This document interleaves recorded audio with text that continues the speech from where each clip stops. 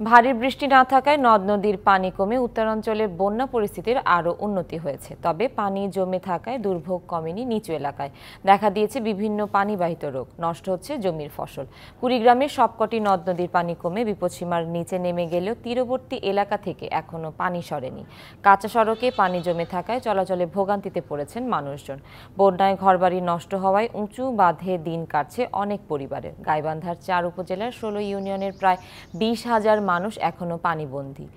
সুপেয় পানি ও খাদ্য সংকট দেখা দিয়েছে দুর্গত এলাকায়। সিরাজগঞ্জে বন্যা পরিস্থিতি ধীরে ধীরে উন্নতি হচ্ছে। পানি কমলেও শহর রক্ষা বাঁধ পয়েন্টে যমুনার নদী প্রবাহিত হচ্ছে বিপদসীমার ২ সেন্টিমিটার উপর দিয়ে।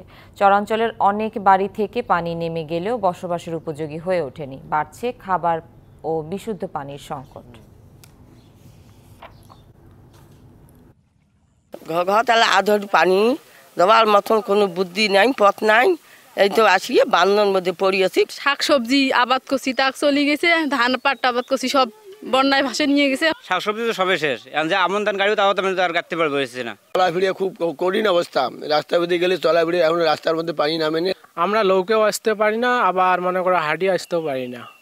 নগদের কাছে সব গ্রাহকই প্রিয়, তাই তো সারা দেশে ক্যাশ আউট চার্জ সবচেয়ে কম।